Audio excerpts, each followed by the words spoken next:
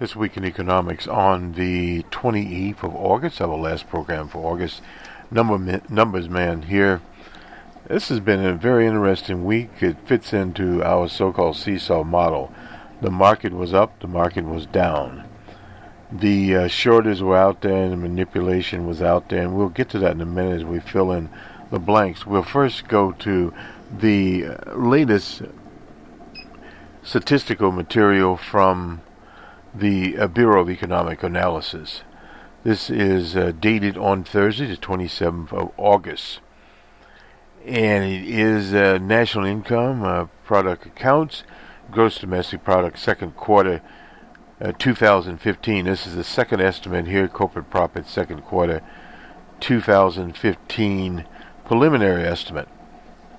Let's get our little screen here. Real gross domestic product, the value of goods, services, etc. by the nation, increase in annual rate of 3.7% in the second quarter of 2015, Q2. According to the second estimate released by the Bureau of Economic Analysis, in the first quarter, real GNP increased 0.6%. The GNP estimate released today is based upon more complete source data, what we'll call big data, than was available in the advance estimate when it was issued. The increase in GNP in the second quarter reflects positive contributions from personal consumption expenditures as PCE. We talk about that all the time. Export, state, and local government spending, non-residential fixed investment, residential fixed investment, and private inventory investment. Imports, which are subtracted, are in the calculation of GDP, increased. The acceleration in GDP in Q2 reflects an upturn in exports as an acceleration in PCE, a deceleration in imports, and upturn in state and local government spending. It does matter about state and local government spending as we approach the debt ceiling and also a budget in the Congress of the U.S. An increase of 0.6% in Q2 compared with an increase of 0.4% revised in Q1. The average real GDP and a real GDI, a supplement measure of the economy activity that equally weighs GDP and GDI increased 2.1% in Q2, compared with an increase of 0.5% in Q1. Q1, of course, was a winter of 2015. Footnote: quarterly estimates are expressed at seasonally adjusted annual rates, unless otherwise noticed. The price index for gross domestic purchases, which measured price paid by U.S. residents, increased 1.5% in Q2, in contrast to a decrease of 1.6% in Q1. Excluding food and energy, the price index for gross domestic purchases increased 1.2% compared with 0.2% would have been in Q1. Real gross domestic purchases purchased by U.S. residents of goods and services were purchased increased 3.4% in Q2 as compared with an increase of 2.5% in Q1. Current dollar GNP, the market value of goods and services produced by the nation's economy, less the value of goods and services used up in production, increased to 5.9%, or $252.7 billion in Q2, to a level of $17,902 billion in the first quarter. Current dollar GNP increased 0.8%, or $33.3 billion. And some revisions here. The upward revision is a percentage change in real GDP, primarily reflects an upward revision to the non-residential fixed investment, to private inventory investments, state and local governments, and to the PEC. Now we'll get to it right now. This is from the advanced to the second estimate where we are. Real GMP at 3.7 in the advance. It was 2.3. Current dollar GMP was 4.4 in the first estimate. Now it's 5.9. Real GDI 0.6%. Average of real GDP and GDI. In the second estimate, there was nothing in advance. At 2.1, gross domestic purchases price index at 2.5 in Q1. It was 1.4. Profits from current production. Profits from current production, that's corporate profits with inventory valuation adjustment. That is IVA. Capital consumption adjustment increased 47.5 billion in Q2, in contrast to a decrease of 123 billion in Q1. Profits of domestic financial corporations increased 33.9 billion in Q2, in contrast to a decrease of 23.4 billion in Q1. Profits of domestic non-financial corporations increased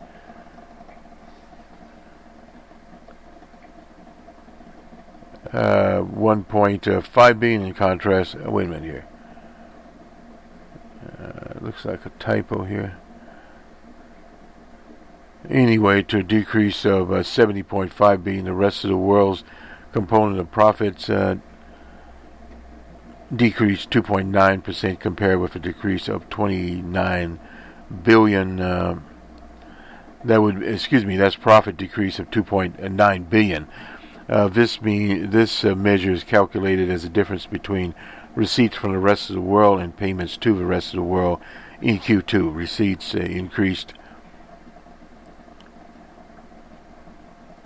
6 billion and payments increased 8.9 billion.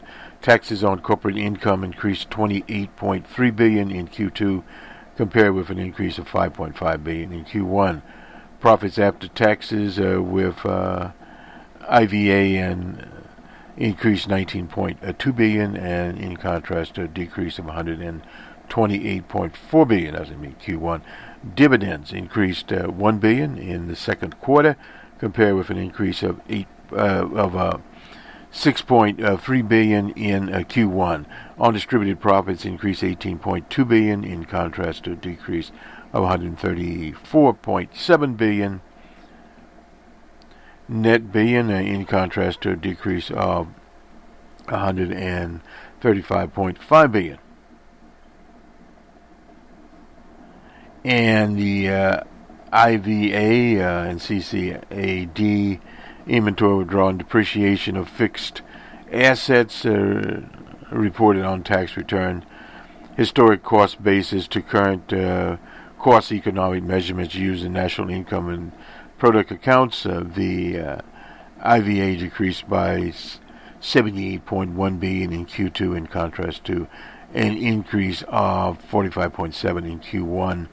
The CCAD increased 8 billion, in contrast to a decrease of 208.1 billion in Q1.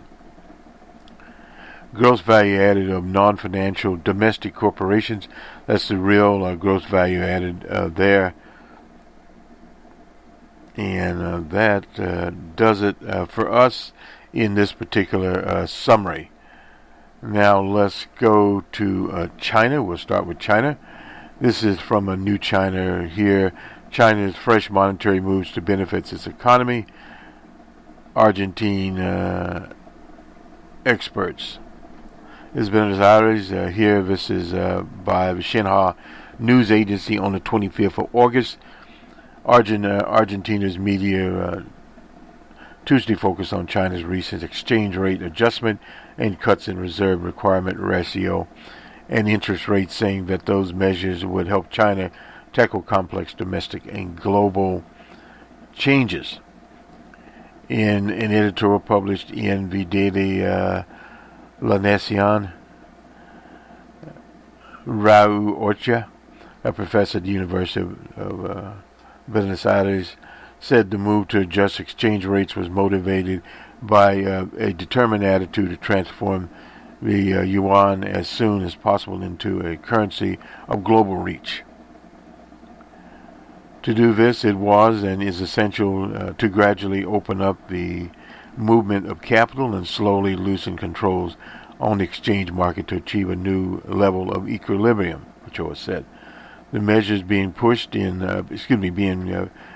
place, he explained, bringing the yuan onshore and offshore's exchange rate closer until a single rate is in effect, both Chinese mainland and Hong Kong, reaching an accord with the International Monetary Fund to increase the yuan in so-called special drawing rights, SDR, a bucket of world major currencies, dollar, euro, British pound, Japanese yen, that serve as supplementary foreign exchange reserves.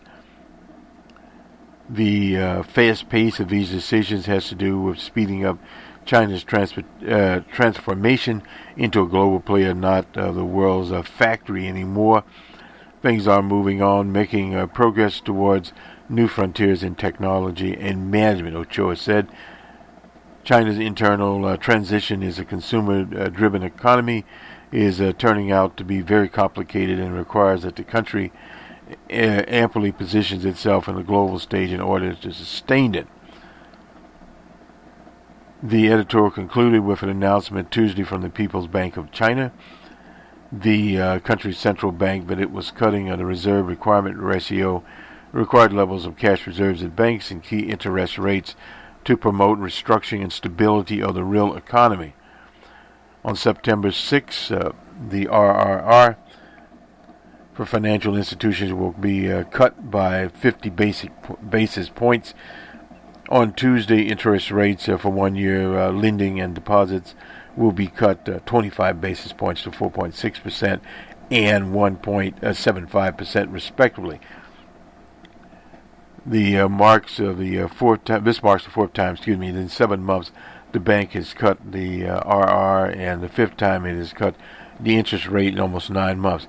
China needs more flexible monetary policy to tackle complex internal economic change and external global economy that is contrasting, the central bank said.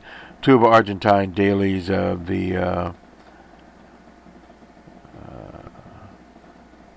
Canester Comercial and Claret, expressed concerns that the fluctuations in China's market would affect the Argentine market.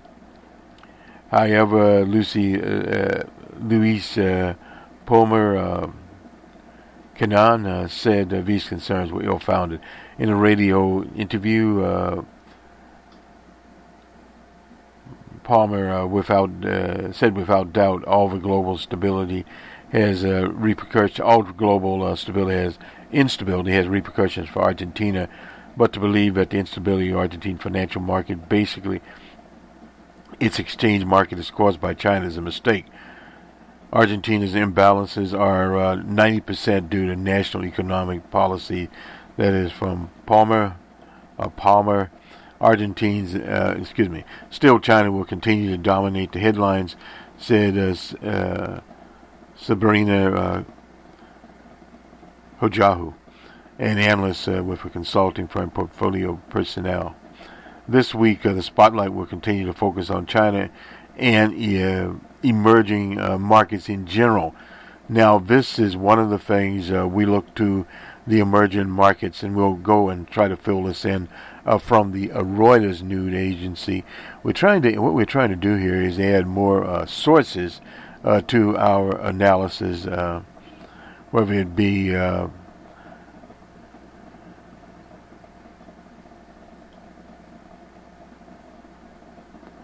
let me also grab this one while we're here. This is, again, complex global challenges call for closer U.S.-China cooperation. This is on the 28th. Frequent fluctuations in the financial and currency markets increasing security concerns and volatile conditions in certain parts of the world all call for closer cooperation between China and the U.S. Recent devaluation of Chinese currency, the renam, against the U.S. dollar has led to accusations that China was doing so to prop up its exports. Some even talk about a current